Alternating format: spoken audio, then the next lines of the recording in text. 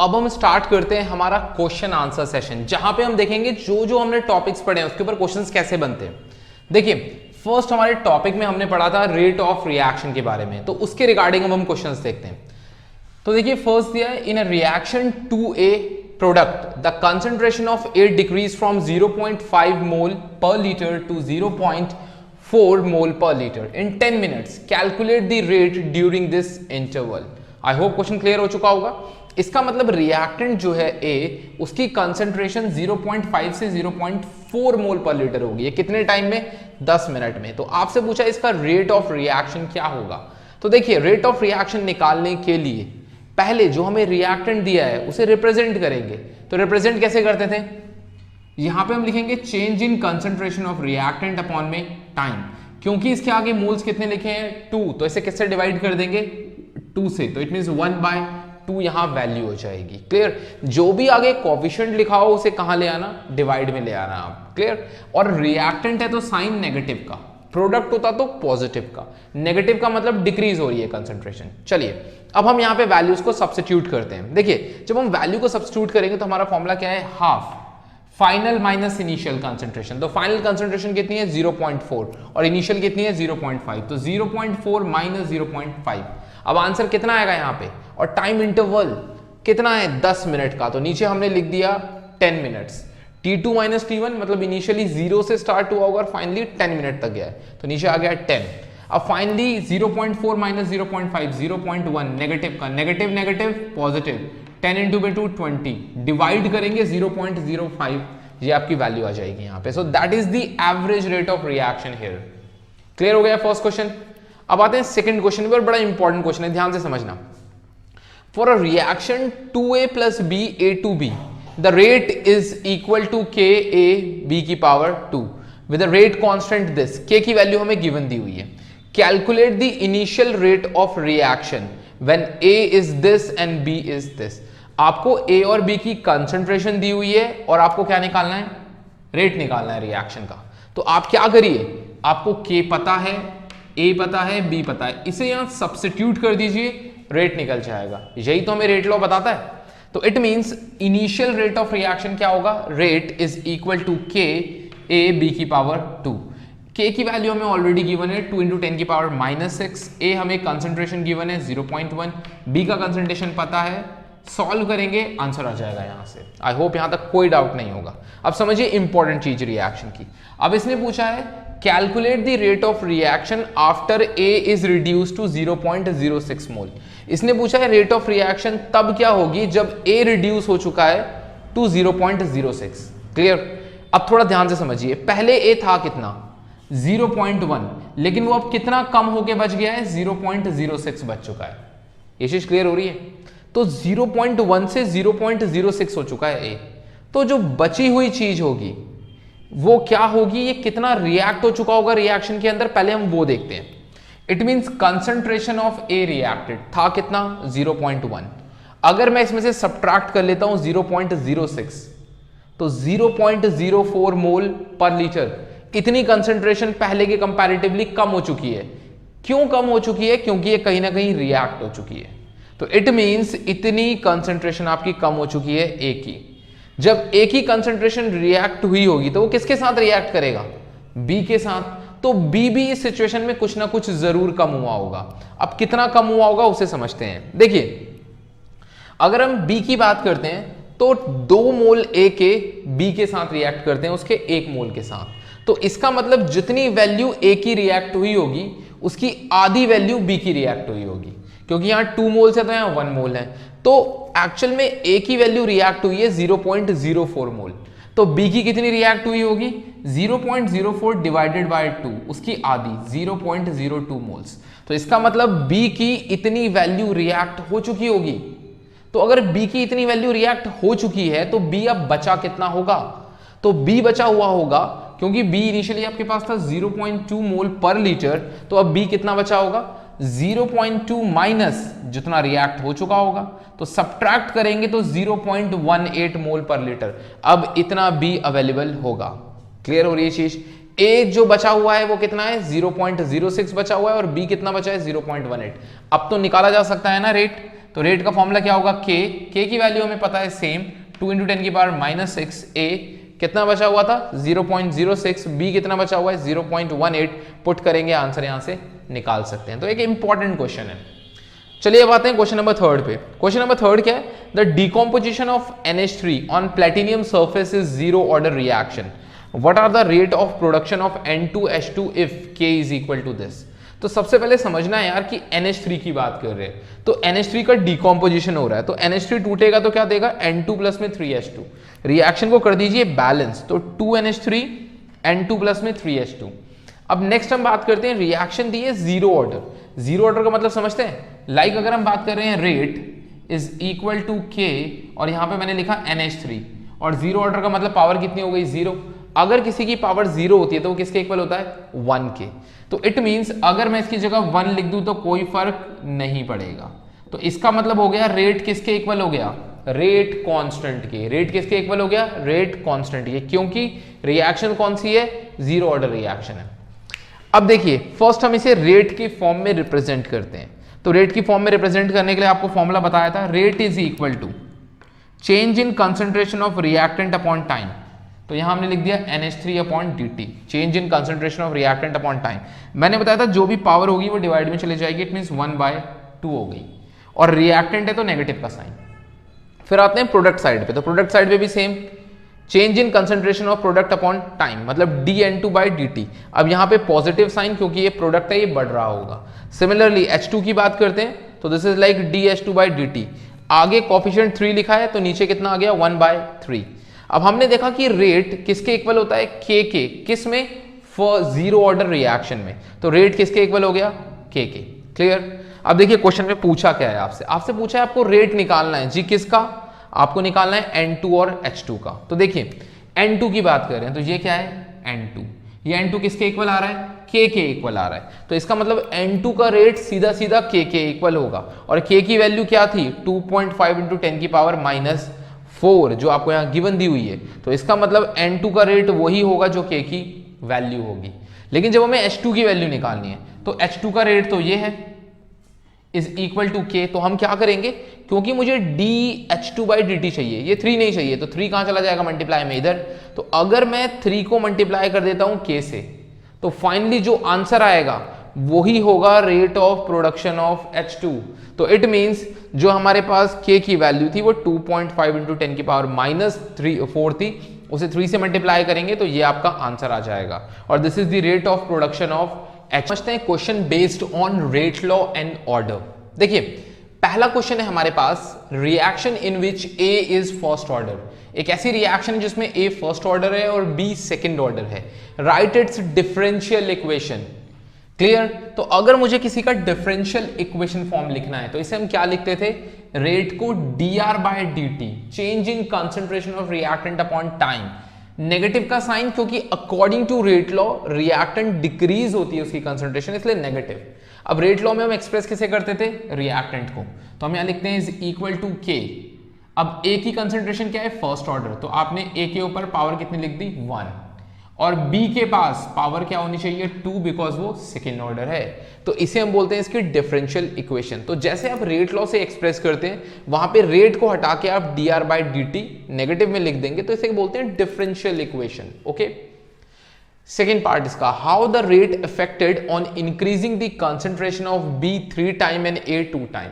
B की concentration को अगर हम 3 टाइम बढ़ा देते हैं और ए को 2 टाइम बढ़ा देते हैं तो फर्क क्या पड़ेगा रेट में। देखिए पहले जो रेट था उसके लिए था के ए बी की पावर 2, ऐसे according to question first order and second order, लेकिन बाद में आपने क्या किया, बी को 3 टाइम बढ़ा दिया, तो बी के आगे हमने 3 लिख दिया और ए को 2 टाइम बढ़ा दिया।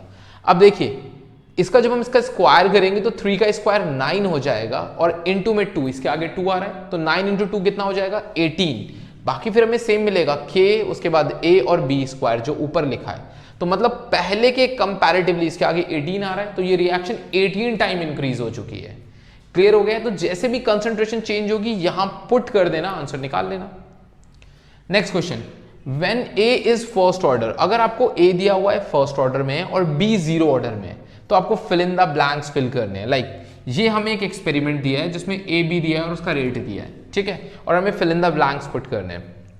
देखिए ये वाला फिलअप, ये वाला फिलअप और ये वाला फिलअप करना है हमें। तो आपको ध्यान देना है, सबसे पहले आपको ए पता है, बी पता है, लेकिन आपको रेट पता है, लेकिन आपको रेट कांस्टेंट नहीं पता। तो सबसे पहला काम है रेट कांस्टेंट निकालने का, क्लियर, और इसे रिप्रेजेंट करने का। तो लिखा है ए इज इन फर्स्ट ऑर्डर, तो हमने क्या लिखा, रेट इज इक्वल टू के, और ए की पावर क्या लिख दी 1, क्योंकि ये फर्स्ट ऑर्डर में। बी क्या है, जीरो ऑर्डर में, तो बी की ऊपर पावर क्या लिख दी 0। अगर किसी के ऊपर पावर 0 होती है तो वो 1 होता है, तो मतलब बी का इस रिएक्शन में कोई काम नहीं है यहाँ पे रेट निकालते वक्त। तो इट मीन्स यहाँ लिखेंगे रेट इज इक्वल टू के ए। तो फर्स्ट एक्सपेरिमेंट के अकॉर्डिंग हमें रेट की वैल्यू गिवन है, कितनी है, 2 × 10⁻²। के की वैल्यू हमें निकालनी है और ए की वैल्यू हमें पता है एक्सपेरिमेंट के अकॉर्डिंग 0.1। तो अगर हम इस 0.1 को नीचे डिवाइड में लेके आएंगे तो के की वैल्यू कितनी आ जाएगी, 0.2 पर मिनट। तो ये इसका आंसर हो जाएगा के का। तो अगर हमने एक बार के निकाल लिया है तो फिर हम नीचे के fill in the blanks fill कर सकते हैं। कैसे, जैसे हम आते हैं सेकंड वाले पे, यहाँ पे हमें ए की कंसंट्रेशन निकालनी है, बी पता है, रेट पता है। तो आप इस इक्वेशन पे आ जाइए, इसी पे सब कुछ करना है। तो हम क्या करेंगे, हमें इसका रेट पता है, सेकंड वाले में क्या है, 4 × 10⁻²। यहाँ लिख दिया, के की वैल्यू हम ऑलरेडी निकाल चुके हैं 0.2, यहाँ पुट कर दिया। अब तो ए मिल जाएगा ना, ए की जगह पे ए लिख दिया। इसे डिवाइड पे ले आइए और 0.2 से अगर इसे डिवाइड करेंगे तो 0.2 × मोल पर लीटर, यही आंसर इसका आने वाला है। थर्ड एक्सपेरिमेंट में हमें फिल क्या करना है, रेट निकालना है। तो हमने लिख दिया रेट हमें निकालना है। फॉर्मूला क्या होना था, यहाँ पे के आता और उसके बाद ए आता। के की वैल्यू हमें पता है, दिस इज लाइक 0.2, और ए की वैल्यू आपको कितनी दी है इस बार, 0.4। तो आप यहाँ पुट करेंगे और इसे क्या निकाल लेंगे, रेट निकाल लेंगे। फिर फोर्थ एक्सपेरिमेंट के अंदर हमें ए निकालना है, तो और हमें रेट गिवन है, तो हम यहाँ लिखेंगे रेट की वैल्यू 2 × 10⁻²। उसके बाद के की वैल्यू जो हमने पहले ऑलरेडी निकाली हुई है 0.2, और ए निकालना है, तो ये डिवाइड में आ जाएगा, ए की कंसंट्रेशन निकल जाएगी। तो आई होप क्लियर हो गया होगा किस तरीके से फिलअप करने हैं आपको इन्हें। नेक्स्ट क्वेश्चन पे आते हैं, express rate expression in the order of the reaction. आपको एक रिएक्शन दी है CH3 CHO CH4 + CO, और उसकी इसे एक्सप्रेस किया हुआ है रेट लॉ से, ठीक है। अब आपसे पूछा है कि इसे कैसे एक्सप्रेस करेंगे normally rate of the reaction की फॉर्म में, और दूसरा ऑर्डर ऑफ द रिएक्शन। तो आपको पता है कि अगर मुझे रेट ऑफ द रिएक्शन लिखना है इस रिएक्शन का, ठीक है ना, जिसमें हम बोलते थे change in concentration of reactant upon time, तो क्या करना है, D change in concentration of reactant upon में टाइम dt। ये रिएक्टेंट था, नेगेटिव का साइन किसे रिप्रेजेंट कर रहा है, ये डिक्रीज होगा, रिएक्टेंट है। फिर नेक्स्ट CH4, तो वही change in concentration of product, मतलब CH4 अपॉन टाइम, और आगे पॉजिटिव का साइन। और फिर CO है तो फिर सेम चीज करनी है, change in concentration of product मतलब CO अपॉन में dt। फिर हमें देखना है order of the reaction. Rate law से जब हम एक्सप्रेस करते हैं तो जो भी पावर आती है उस पावर को हम बोलते हैं order of the reaction, and that is equal to 3/2।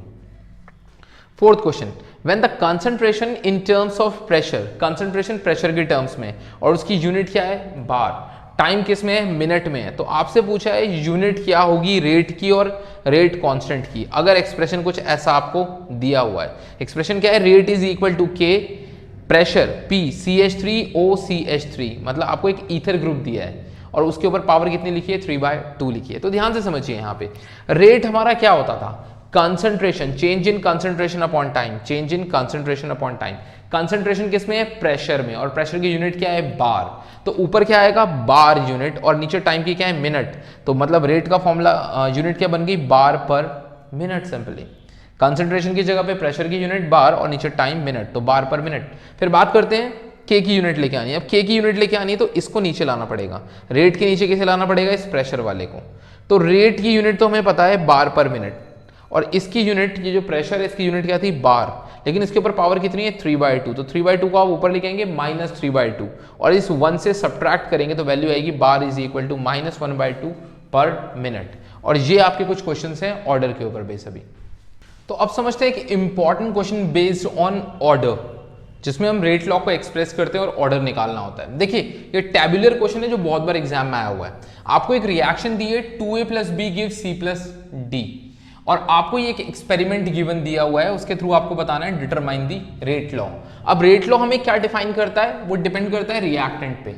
तो हम क्या करेंगे, इसे रेट लॉ के अकॉर्डिंग लिख सकते हैं, रेट इज इक्वल टू के रिएक्टेंट A उसकी पावर x और B की पावर y। इसके आगे वाली पावर्स मत लिख देना, क्योंकि ये कंफर्म नहीं होता है कि ये इसके आगे वाली होंगी या पावर्स या नहीं होंगी। वो पता कैसे चलता है, थ्रू दिस एक्सपेरिमेंट। हमें एक्सपेरिमेंट के थ्रू निकालना है इसकी पावर्स क्या होने वाली है, क्लियर।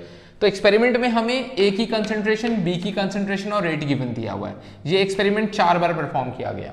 तो अब हमें सबसे पहले इस इक्वेशन के थ्रू जो हमने बनाई हुई है, रेट लॉ है, इसके थ्रू हम 4 इक्वेशंस यहाँ पे बनाएंगे। सबसे पहला काम है, तो उस पहली इक्वेशन की बात करेंगे तो उसके लिए रेट की वैल्यू क्या है, 6 × 10⁻³ रेट के की जगह पे के लिख दिया, ए की वैल्यू 0.1 और बी की वैल्यू 0.1। इक्वेशन फर्स्ट बन गई। सेकंड इक्वेशन में रेट की वैल्यू 7.2 × 10⁻², 0.3, 0.2। थर्ड 2.8 × 10⁻⁻1, के 0.3, 0.4। सिमिलरली लास्ट 2.4 × 10⁻², उसके बाद के 0.4 और 0.1। ये हमने 4 इक्वेशंस बना ली और सबके ऊपर हमारे पास जो ऑर्डर है वो x और y है, जो अभी तक डिफाइन नहीं हुआ है। अब देखिए बहुत सिंपल क्वेश्चन होता ही है। इसमें आपको करना क्या है, आपको ना किसी 2 इक्वेशंस को चूज करना है, ऐसी 2 इक्वेशंस जिसमें x या y कुछ ना कुछ कैंसिल आउट हो रहा हो, ताकि हम दूसरे को निकाल सके। तो जैसे मान लीजिए मैंने इक्वेशन नंबर फर्स्ट और फोर्थ को चूज कर लिया, तो देखिए इन दोनों इक्वेशंस में 0.1, 0.1 y, अगर इन्हें डिवाइड कर देंगे तो ये कैंसिल आउट हो जाएंगे ना। तो सेम चीज हमें यहां भी करनी है। Dividing equation fourth by first, इस वाली इक्वेशन को हमने लिखा 2.4 × 10⁻² के 0.4, 0.1 y। डिवाइड किससे कर दिया, फर्स्ट इक्वेशन से। फर्स्ट इक्वेशन कौन सी है, ये वाली 6 × 10⁻³ के 0.1x एंड 0.5, ये लिख दिया। अब देखिए इस y से ये वाली चीज कैंसिल आउट हो गई, क्लियर, k से k कैंसिल आउट हो गया। 0.1 और 0.4 अगर आप इसे डिवाइड करेंगे तो वैल्यू कितनी आ जाएगी, 4, और इसके ऊपर पावर कितनी आ जाएगी, x।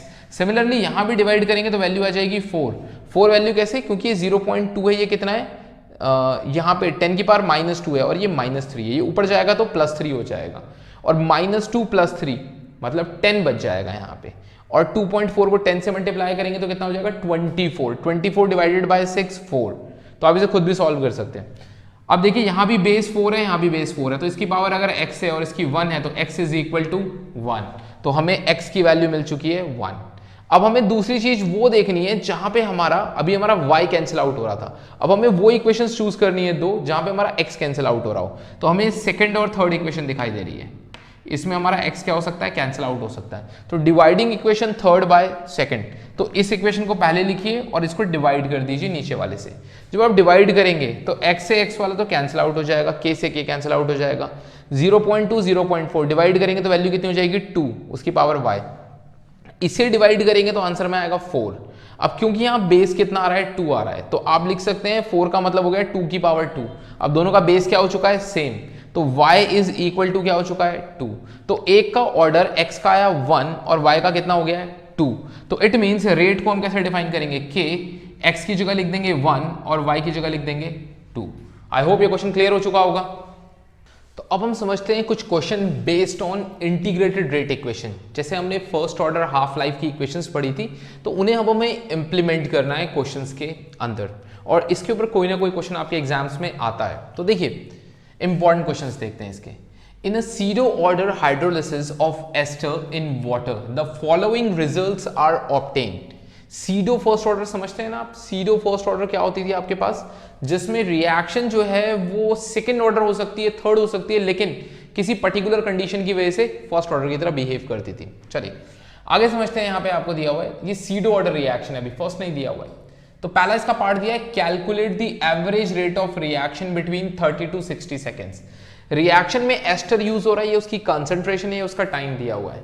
तो कंसंट्रेशन कैसे कैसे चेंज हो रही है टाइम के साथ, ये आपको दिया हुआ है। अब इसके अकॉर्डिंग आपको बताना है इसका रेट ऑफ रिएक्शन एवरेज क्या होगा 30 से 60 के बीच में।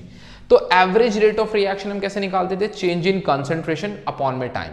तो चेंज इन कंसंट्रेशन, तो फाइनल कंसंट्रेशन माइनस इनिशियल, मतलब C2 माइनस C1। आगे नेगेटिव का साइन, क्योंकि रिएक्टेंट है तो डिक्रीज हो रही होगी कंसंट्रेशन। C2 की अगर हम बात करते हैं तो C2 पे देखिए 60, मतलब 60 सेकंड पे उसकी जो कंसंट्रेशन है वो 0.17 है, और 30 पे कितनी थी 0.31। तो final minus initial. Time period 60 minus 30, तो यहां से इसके बीच का इंटरवल आ जाएगा। तो अब फाइनली क्या करना है, आपको इसे सब्ट्रैक्ट करना है, सॉल्व करना है, और आपके पास फाइनली रेट ऑफ रिएक्शन आ जाएगा। बहुत सिंपल है। सेकेंड पार्ट जो इंपॉर्टेंट है, calculate the pseudo first order rate constant of the hydrolysis of ester. अब यहां पे आपको pseudo first order rate constant मतलब k की वैल्यू निकालनी है। और इस एक्सपेरिमेंट में देखिए यहाँ पे ये 3 बार कंसंट्रेशन बदली है इसकी 3 डिफरेंट टाइम्स पे। तो हम क्या करेंगे, यहाँ पे हम निकालेंगे एक एवरेज वैल्यू इसकी। अब एवरेज वैल्यू निकालने के लिए हम इसे परफॉर्म करेंगे, फर्स्ट यहाँ पे, सेकंड यहाँ तक और थर्ड यहाँ तक। दैट मीन्स हमें क्या करना है, सीडो फर्स्ट ऑर्डर। तो इसका मतलब फर्स्ट ऑर्डर का फॉर्मूला क्या होता है, k is equal to 2.303 by t log और आर नॉट बाय आर। तो सबसे पहले हम लगाएंगे जब रिएक्शन 0 से 30 तक गई तब k की वैल्यू क्या आती, ठीक है ना। तो अब हम उसकी अगर वैल्यू निकालते हैं k की, तो उसके लिए टाइम पीरियड 0 से लेके 30 तक के बीच का कितना रहा होगा, 30 सेकेंड्स। तो हमने यहाँ क्या लिख दिया 30, टी की जगह लिख दिया 30। इनिशियल कंसंट्रेशन कितनी थी 0.55, तो ऊपर लिखी इनिशियल, और बच कितनी गई है 30 सेकंड के बाद 0.31, ये यहाँ लिख दी। इसे सॉल्व करेंगे तो k1 की वैल्यू कितनी आएगी 1.911 इंटू 10 की पावर -2 पर सेकंड। तो ये हमारी k1 की वैल्यू आ गई। सेकंड, अब इसी एक्सपेरिमेंट को हम दोबारा देखते हैं जब ये 0 से 60 तक गया हुआ होता। तो 60 तक में हम देखते हैं k2 की वैल्यू क्या आती एक। तो अब हम 60 तक देखेंगे, तो टाइम की जगह पे क्या लिख दीजिए इस फॉर्मूले में 60 लिख दीजिए। इनिशियल कंसंट्रेशन 0.55 और फाइनल कंसंट्रेशन 60 पे कितनी थी 0.17। क्लियर हो रही है चीज, वैल्यू सब्स्टिट्यूट करनी है, k2 की वैल्यू भी यहाँ पे हमारे पास आ गई। अब फाइनली हम देखेंगे अगर ये 0 से 90 तक जाती तब वैल्यू क्या होती, उस समय रेट कांस्टेंट क्या होता k3। तो हम यहाँ से निकालेंगे k3, तो k3 की वैल्यू जाएगी 2.303 और टाइम की जगह पे 90 सेकेंड लॉग इनिशियल 0.55 और फाइनल कितना लिखा है 0.085। तो यहाँ पुट कर दिया, k3 की वैल्यू आ गई। अब k1, k2, k3 हमने तीनों निकाल लिया है। तो अब हम क्या करेंगे, इसका एवरेज निकाल लेंगे तो हमें बीच की एक वैल्यू मिल जाएगी, क्योंकि सीडो फर्स्ट ऑर्डर रिएक्शन है ना। तो हमने क्या किया, k1, k2, k3 divided by 3, तीनों वैल्यूज को 3 से डिवाइड किया और फाइनल हमारी एक एवरेज वैल्यू आ गई रेट कांस्टेंट की। आई होप ये क्वेश्चन क्लियर हो चुका होगा, इंपॉर्टेंट क्वेश्चन है। अब नेक्स्ट क्वेश्चन पे आते हैं। देखिए, rate constant for a first order reaction is 60 पर सेकंड। मतलब ये k की वैल्यू आपको दी है क्योंकि ये रेट कांस्टेंट है। How much time will it take to reduce the initial concentration of reactant to 1/16 of its value. इसने पूछा है कि कितना टाइम लगेगा कि जो इनिशियल कंसंट्रेशन आपके पास थी उसकी 1/16 वहां बच जाए। कितनी 1/16। इसका मतलब अगर इनिशियल कंसंट्रेशन R0 थी तो फाइनली कितनी बच गई है 1/16 ऑफ R0। क्लियर हो रही है चीज, उसका 1/16 पार्ट बच गया है। तो हमारे पास फर्स्ट ऑर्डर का फॉर्मूला है t is equal to 2.303 by k log R0 by R। तो इट मींस अगर उसकी इनिशियल कंसंट्रेशन 1 थी तो उसकी फाइनल कंसंट्रेशन कितनी हो गई होगी 1/16 हो गई होगी। आई होप क्लियर हो रही होगी चीज।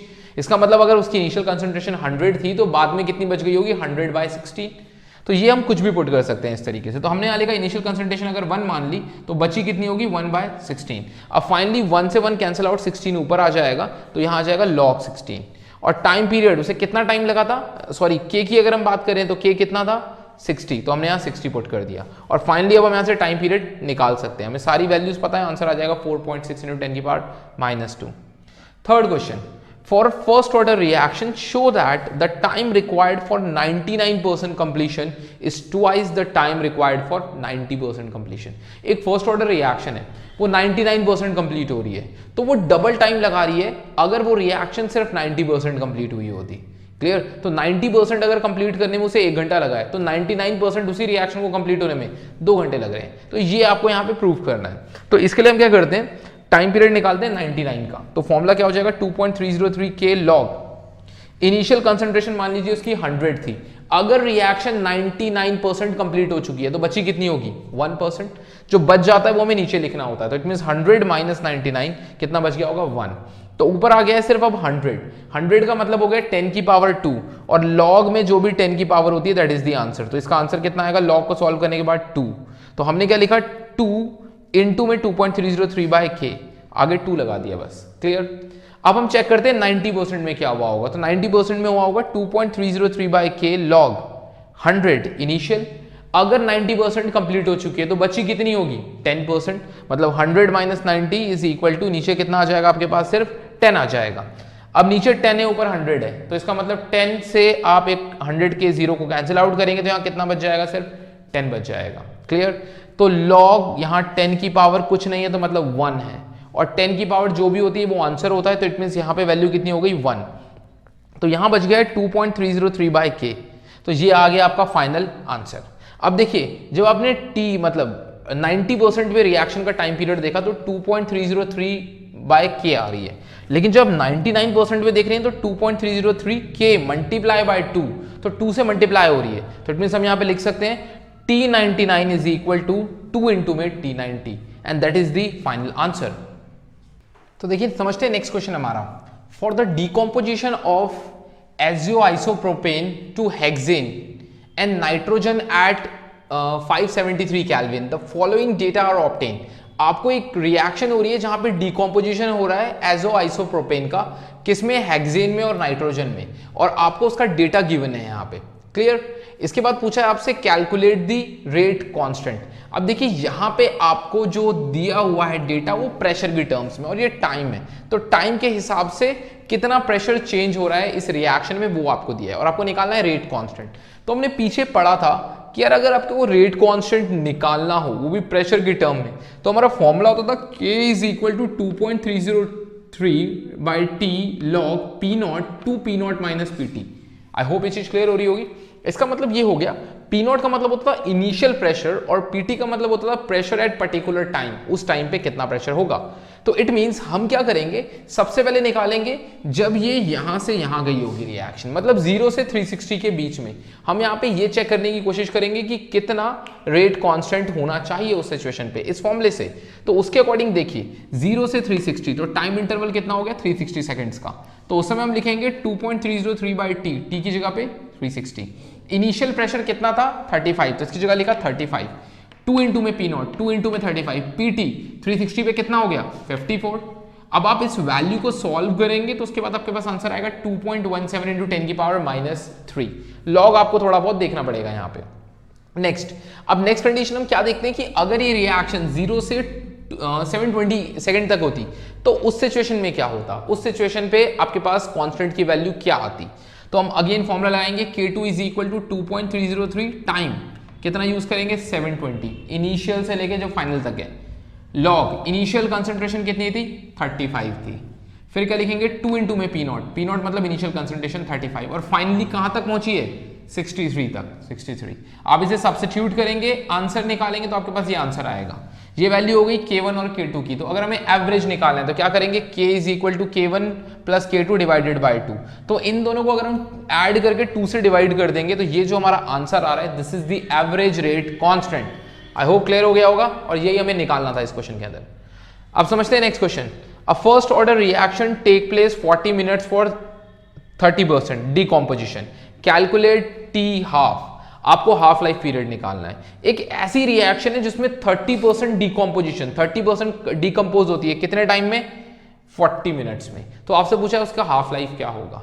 जैसे हमने हाफ लाइफ का फॉर्मूला पढ़ा है, half life is equal to 0.693 by k, तो उसके लिए हमें के पता होना चाहिए रेट कांस्टेंट, लेकिन हमें रेट कांस्टेंट पता नहीं है, तो पहले रेट कांस्टेंट निकालना पड़ेगा। अब उसके लिए हम क्या करेंगे, फर्स्ट ऑर्डर रिएक्शन है तो हमें पता है T is equal to 2.303 by K log R naught by are.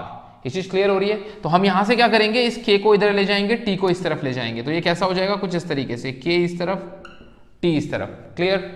अब यहाँ पे टी टाइम पीरियड आपको पता है कितना है 40 मिनट्स, तो यहाँ क्या लिख दिया 40 लिख दिया। इनिशियल कंसंट्रेशन मान लिया 100% थी तो यहाँ पे लिख दिया 100, और डिकम्पोज कितना हो गया 30%, तो बचा कितना होगा 70%। तो इसका मतलब 100 माइनस 30 कितना बच गया 70। अब आप 0 से 0 को कैंसिल आउट करेंगे 10/7 और इसे सॉल्व करेंगे तो आपके पास जो आंसर आएगा यहाँ पे के का रेट कांस्टेंट का वो आएगा 8.9 इंटू 10 की पावर -3। अब फाइनली आपने के की वैल्यू निकाल ली तो टी हाफ निकल जाएगा फॉर्मूले में पुट करके 0.693 बाय के, तो उस के की वैल्यू को यहां पुट कर दीजिए, आपका फाइनल आंसर आ जाएगा and this is the half life period. तो अब हम समझते हैं आरएनएस के ऊपर बेस्ड इंपॉर्टेंट क्वेश्चन। देखिए first, the rate of chemical reaction double for an increase of 10 kelvin in absolute temperature from 298 kelvin, calculate the activation energy. इसमें दिया है आपको एक रिएक्शन है जिसमें 10 केल्विन टेम्परेचर बढ़ रहा है और इनिशियल टेम्परेचर कितना है 298 केल्विन, रेट कांस्टेंट कितना बढ़ेगा डबल हो जाएगा। अगर ये नहीं भी लिखा होता तो ये हमने पीछे डिस्कस किया हुआ था कि जो रेट कांस्टेंट है वो डबल हो जाता है अगर 10 डिग्री या फिर 10 केल्विन टेम्परेचर आपका बढ़ता है। लेकिन हमें निकालना क्या है एक्टिवेशन एनर्जी। तो कुछ टर्म समझ लेते हैं यहाँ पे। जैसा हमने पीछे फॉर्मूला पढ़ा आरएनएस का log K2 by K1 EA, activation energy 2.303 R 1/T1 initial temperature and T2 for the final temperature. तो इनिशियल टेम्परेचर कितना रहा होगा 298 केल्विन, और 10 केल्विन और बढ़ा है तो कितना हो गया होगा फाइनल टेम्परेचर इसका 308 केल्विन। ये दोनों वैल्यूज हमें पता है। आर हमें पता है कांस्टेंट है जिसकी वैल्यू होती है 8.314, तो ये भी हमें पता है। K2/K1 अगर पहले रेट कांस्टेंट K रहा होगा तो 10 केल्विन बढ़ने पे डबल हो गया होगा, मतलब 2K हो गया होगा। तो इट मींस इसकी वैल्यू अगर 2K है तो इसकी K है, K से K cancel out, this one is 2K and K से K आप कैंसल आउट कर सकते हैं। अब देखिए इस इक्वेशन में आपको सब कुछ पता है एक्सेप्ट दिस एक्टिवेशन एनर्जी। आप log 2 की वैल्यू लिख लीजिए, इसे सॉल्व करिए, यहां से आपकी एक्टिवेशन एनर्जी निकल जाएगी और इसका फाइनल आंसर आएगा 52.9 किलो जूल पर मोल। क्वेश्चन क्लियर हो चुका है अच्छे से। अच्छा, अगर यही क्वेश्चन आता है कि रिएक्शन में पहले टेम्परेचर 298 केल्विन था लेकिन बाद में जो टेम्परेचर है वो आपका 318 केल्विन हो गया है, तो आप देखेंगे यहां पे टेम्परेचर 20 डिग्री बढ़ा है। तो जब 10 डिग्री बढ़ता है तो रिएक्शन डबल हो जाती है, तो जब 20 डिग्री बढ़ेगा तो रिएक्शन क्वाड्रुपल हो जाएगी, मतलब रिएक्शन का रेट कांस्टेंट 4 टाइम हो जाएगा। तो वहां पे आपको 4K/K लिखना पड़ेगा, इस चीज का ध्यान रखना है। Clear? Next question, the time required for completion 10% completion of first order reaction at 298 kelvin is equal to required for the 20% completion at 308 kelvin. पहले यहां तक समझते हैं। देखिए जितना टाइम हमें चाहिए 10% रिएक्शन को कंप्लीट करने के लिए, वो भी फर्स्ट ऑर्डर की, किस टेम्परेचर पे 298 केल्विन पे, उतना ही टाइम हमें चाहिए 25% कंप्लीट करनी हो अगर कोई रिएक्शन, लेकिन टेम्परेचर क्या हो 308 केल्विन। इसका मतलब 298 केल्विन पे सिर्फ 10% कंप्लीट हो रही है रिएक्शन, लेकिन 308 पे 25% कंप्लीट हो रही है। टाइम पीरियड दोनों का सेम है। अब क्वेश्चन में दिया है if the value of A is this. A क्या होता था? प्री एक्सपोनेंशियल फैक्टर, या फिर हम इसे फ्रीक्वेंसी फैक्टर भी कहते थे। तो इसकी वैल्यू हमें गिवन दी है 4 × 10⁻10। तो आपसे पूछा एक्टिवेशन एनर्जी क्या होगी, तो ध्यान से समझते हैं इसे। तो सबसे पहले अगर हमें एक्टिवेशन एनर्जी निकालनी है तो उसके लिए हमारा जो फॉर्मूला था जैसे हमने ऊपर पढ़ा, K2/K1 EA T1 और T2, ये सारी वैल्यूज चाहिए हमें। अब देखिए इसके लिए हमारे पास प्रॉब्लम है K' और K को निकालने की, क्योंकि ये तो हमें पता ही नहीं है K2 और K1। तो सबसे पहले क्या करेंगे, देखो first order reaction T is equal to 2.303/K log A/A-x। ये हमने फॉर्मूला पढ़ा है फर्स्ट ऑर्डर का, क्योंकि रिएक्शन फर्स्ट ऑर्डर में। अब दिया है एट 298 में क्या हुआ था, रिएक्शन 10% कंप्लीट हुई थी। तो हम यहाँ पे लिख सकते हैं, देखिए T is equal to 2.303, rate constant को K मान लिया। 100% अगर इनिशियल था, 10% कंप्लीट हुई है तो बचा कितना होगा 90% ना। 100 - 10 कितना बच गया 90। अब इसे सॉल्व करेंगे तो आपके पास कुछ ऐसी वैल्यू, अच्छा इसे ऐसे ही रहने दीजिए अभी फर्स्ट, क्लियर। फिर नेक्स्ट हम क्या देखते हैं, 25% कंप्लीट हुई है बट किस पे 308 केल्विन पे। तो अगेन इसके लिए भी बनाते हैं, इसका टाइम पीरियड हमने T' मान लिया, चलिए। फिर लिखा 2.303 और इसके रेट कांस्टेंट को मान लिया K'। इस समय रिएक्शन कितनी कंप्लीट हुई है 25%, तो बची कितनी होगी 75, तो इसलिए 100/75। अब हमें दिया था कि इन दोनों का टाइम पीरियड बराबर है, जितने टाइम पे ये 10% कंप्लीट होती है उतने में ये 25 कंप्लीट होती है, तो दोनों को हम इक्वल कर सकते हैं। तो जब हम इन दोनों को इक्वल करेंगे तो हम ये देखेंगे सारी वैल्यूज ऑटोमेटिकली सॉल्व हो जाएंगी, क्योंकि ये तो कैंसिल हो जाएगा 2.303, इससे कैंसिल आउट हो जाएगा। यहाँ पे वैल्यू कितनी हो जाएगी 10/9, यहाँ हो जाएगी, यहाँ पे हो जाएगी 4/3। आप इसे कैंसिल कर देंगे, this is like 4/3 and this one is like 10/9। Log में इनकी वैल्यू को पुट करेंगे तो हमारे पास जो रेशियो आएगा वो K' और K का आ जाएगा। इन दोनों को आपको इक्वल कर देना है बस, जस्ट क्योंकि दोनों का टाइम पीरियड इक्वल है। आपको K' और K का एक रेशियो मिल जाएगा, और रेशियो कितना आएगा 2.7296। तो ये हमारे पास K'/K का रेशियो आ चुका है यहां तक। अब फाइनली आरएनएस के अकॉर्डिंग क्या था, log K'/K is equal to EA 2.303 R 1/T1 - 1/T2। अब देखिए K'/K का रेशियो तो हम निकाल चुके हैं 2.7296, क्लियर हो गई चीज। इसके बाद फाइनली अगर हम बात करते हैं एक्टिवेशन एनर्जी की, यही हमें निकालनी है। R तो हमें पता है 8.314 और 1/T1 इनिशियल टेम्परेचर कितना था 298, और जो बाद में हमने देखा वो कितना था 308। अब आपको सारी वैल्यूज पता है, आप इसे सब्स्टिट्यूट करेंगे तो क्या मिल जाएगा एक्टिवेशन एनर्जी आपको, क्लियर। थर्ड क्वेश्चन देखते हैं, the decomposition of the hydrocarbon follow the equation. अब आपको दिया है डिकॉम्पोजिशन किसका हो रहा है, हाइड्रोकार्बन का, और फॉलो करी जा रही है equation K is equal to 2 into this. अब देखिए इस इक्वेशन पे गौर करना है और आपको निकालना क्या है, एक्टिवेशन एनर्जी। यहां K is equal to this E कुछ और अपॉन में T लिखा हुआ है, तो आपको समझना है ऐसी इक्वेशन आपने आरएनएस में पढ़ी थी, और वो इक्वेशन क्या थी आरएनएस की, K is equal to A E minus E A by RT। अब इसमें भी ध्यान दीजिए, K यहां लिखा हुआ है, ये वाली वैल्यू अगर कंपेयर करेंगे तो A के इक्वल हो सकती है। फिर लिखा है E की power minus E A by RT, लेकिन यहां क्या लिखा है 2800 K बाय T। तो इसका मतलब हम अगर कंपेयर करते हैं तो E A बाय RT इस वैल्यू के इक्वल होगा। तो इट मीन्स हमने क्या किया, E A बाय RT को इक्वल कर दिया 2800 K बाय T के। अब इससे T जो हो गया T से कैंसिल आउट हो गया। अब ये जो लिखा है 2800 K, अगर मैं इसे R से मल्टीप्लाई कर दूं तो क्या मिल जाएगी हमें, एक्टिवेशन एनर्जी मिल जाएगी। तो सेम चीज हम क्या करेंगे, इसे R से मल्टीप्लाई कर देंगे, इसका मतलब हो गया 8.314 से मल्टीप्लाई कर देंगे, और फाइनली हमें एक्टिवेशन एनर्जी मिल जाएगी 232.79 किलो जूल पर मोल। तो इस तरीके से क्वेश्चन हैं आपके आरएनएस के ऊपर बेस।